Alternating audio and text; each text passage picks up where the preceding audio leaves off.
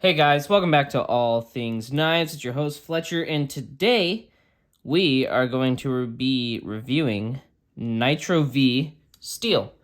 I have also done some cut testing on both of these knives. I've carried both of them. This one I carried 2 or so edges. He hand sharpens his knives, so there shouldn't be a burn edge.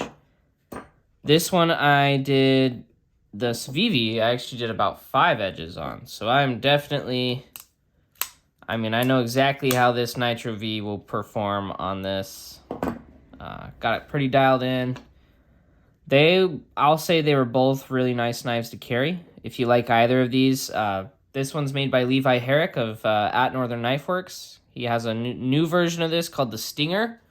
It performs very well. He's going to do, I think, thinner blade stock and do full flat grinds on them instead of the hollows, which will be better for cardboard processing. And they're USA made. All right. This guy back in. All right, so Nitro V. I've carried these with diamond edges, diamond plates, with ceramic finishes, and I've carried them with Waterstone to 1000 grit, stropped with diamond and chromium oxide compounds, and then I've also carried them on the Venev with high polished Venev edges up to 2500 grit. The one that I found that works best for Nitro V is 1000 grit Waterstone. 1000 grit Waterstone, find that it puts the smallest burrs on, and then if you do strop 12, 9, 3.5, find you get a very nice edge, right? But you still keep that bite, which I really like. And both of these sharpen, Nitro V takes like 15 minutes to sharpen and you're out the door, even when it's dull, right? And then stropping, no sweat whatsoever. By stropping, you can put a burr back and forth with just green chromium oxide compound. This steel really did surprise me. I didn't think it was going to perform as well as it did. So, in the 60 to 61 range, Nitro V performs amazingly. I would actually like to see what Nitro V does around 63 to 64. And if it is a significant performance increase, I would be very interested in carrying that. If anyone knows of anyone who's putting Nitro V out at a reasonable price for that heat treat, I would actually be very interested in trying that. All right, so in use, yes, these really surprised me. It is a tough steel. There were times where I did get chips taken out of the blade and such, from dropping it, just because when you carry a knife, accidents happen, but also just in use of zip ties, hard plastic, scraping. I did notice that I believe this one was tougher than this one. And this is a hollow grind versus a flat grind. But I think what most of that had to do with the material I was cutting. I did a lot of my hard use on this, and just by sheer luck, most of what I did with this was cardboard and scraping, but I didn't scrape nearly as much as I did with this. I still scraped about 50 or so 50 or so acrylics that some had 2 stickers or 1 sticker, so it did get plenty of use on that. And that actually didn't dull it. Really what dulled this one the quickest was cardboard, and I think that's mainly geometry. So just because hollow grinds aren't as conducive to like a thick hollow grind like this isn't as conducive to cardboard cutting. But really what I want this for is a fish processing knife. So a hollow grind is perfect for animal processing. It's not going to get bound up like it does with the cardboard. I am going to send this one to be tested by Gerald, along with the 14C28N.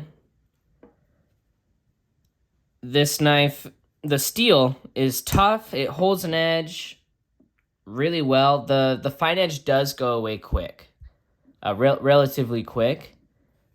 compared to something like crew wear, but the working edge is what lasts forever. So if I remember correctly from my cut test, this one right here did around 80 feet. All right, so I did 80 feet fine edge and something like 140, because it was 230, 235, 236 feet of cardboard cut, which is very impressive, which if you look at Gerald's testing, does better than a lot of the S30V. If you look at Tom's testing, it's a little below his Sage 2 and S30V. Very impressive, and it's a lot easier to sharpen. I prefer to sharpen this on Waterstone, 1000 grit edge, and that takes about 15 minutes total. Phenomenally easy to sharpen. And to maintain. If I was about to go out the door and I was like, oh, my edges, I could throw it on a strop. In 2 minutes, I'd have a razor sharp edge again. Super easy to maintain. I will say in carry, an actual carry, it is carrying very well and has carried very well. And I'm curious to see what this rings up at. I think it's closer to 61 than it is 60. I think we're stocking like 60.8, if not 61 for this guy. These feel pretty similar on the stones, the way they come up. So it would be interesting to see the HRC differences between them. All right, the real question would be, after reviewing the steel, carrying this steel, would you recommend it? If you are learning how to sharpen, this is a great steel to learn how to sharpen on because of the way the burrs come up, and you can remove them and get a really nice sharp edge. If you are an experienced sharpener, this is just 15 minutes the most, I would say, and then you're out the door. This steel would actually be a great outdoor survival steel, and like a bushcrafting fixed blade that you don't want to rust but that you want really tough. I think Nitro V is a good candidate for something like that. And John at BGM Knives, he does some of his knives in Nitro V.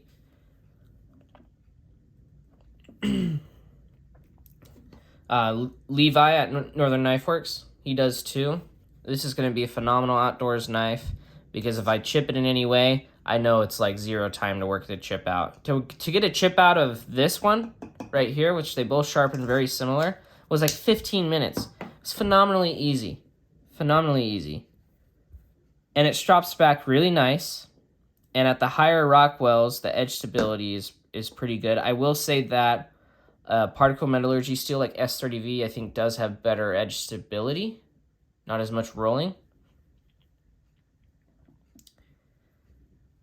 And I think that's just due to the grain structure. This does have a very fine grain structure, though. In testing, the 14C28N smoked this. 14C28N did something like almost 300 feet. It was like 296. This is about, I think it's 60 feet behind that. But in actual everyday use, I found that this smoked my 14C28N. So I would recommend this over a steel like 14C28N. And if it's ran harder and heat treated properly, I would probably recommend it over it even more if they're able to get it harder. And like I said, I also want to try that. This is a great steel if you're a beginner in the knife world and you want to learn how to sharpen. For those that are more experienced, there are better steels out there. There's crew wear, right, which holds in actual everyday use, holds an edge longer, but has a lot of the same attributes.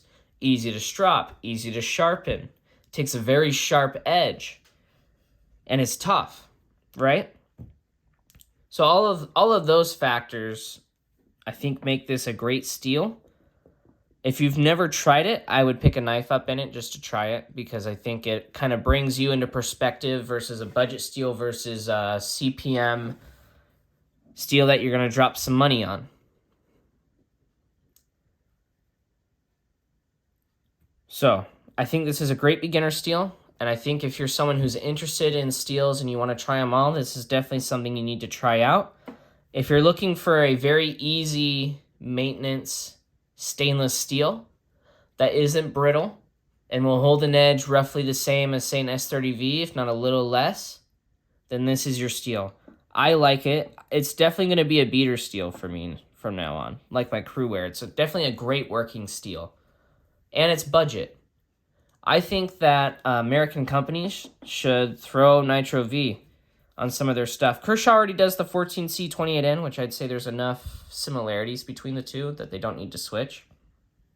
But say a company like Benchmade, on a knife like the Griptilian, yes, they have S30V, but with all this inflation going on, your Griptilians are starting to approach $140. And the bug out even more so. So yeah, we have steels like 154 CM, but this is tougher than 154 CM, and its edge holding is probably about the same, but it's cheaper. I think it's even cheaper than 14C. Sorry, not 14C. It's cheaper than 154 CM. So I would actually recommend this steel as budget for American companies. Like, what if Spyderco? I mean, they have BD1N, which I'm about to start carrying. So, but what if Benchmade ran a USA budget line on the Griptilian where it's Nitro V, or even the bug out? On the bug out, they threw a Nitro V blade on there, and it probably would bring the cost down a good $20-$30. So your bug out's around $100. So is your Griptilian. And if they heat treat them harder, which they're starting to do with a steel like Crewwear, I think you'd get a very high performance product for an excellent price that could get more people to buy American-made knives that are made here and supporting American jobs and American steel manufacturing before they go and they buy something that is, a counterfeit or something like that because of the price. I think that manufacturers have a great opportunity with this steel Nitro V to do some really exciting budget options. Vivi's done it, and I think they actually executed it very well. My only thing is that it's a double-edged sword with Chinese manufacturing. Not the people, but the government. That's what most people have a problem with, and I'm in that boat too. I kind of have a problem with the way they conduct themselves on their government on the world stage and even in their own borders. But Nitro V, great steel. Definitely recommend it. As always, please like, comment, share, subscribe if you're not subscribed. Comment down below your experiences with Nitro V. Let's get a little discussion going. Let me know if there's any questions that you have after watching this video, if there's anything I didn't touch on. As always, guys, thanks for watching. Stay sharp.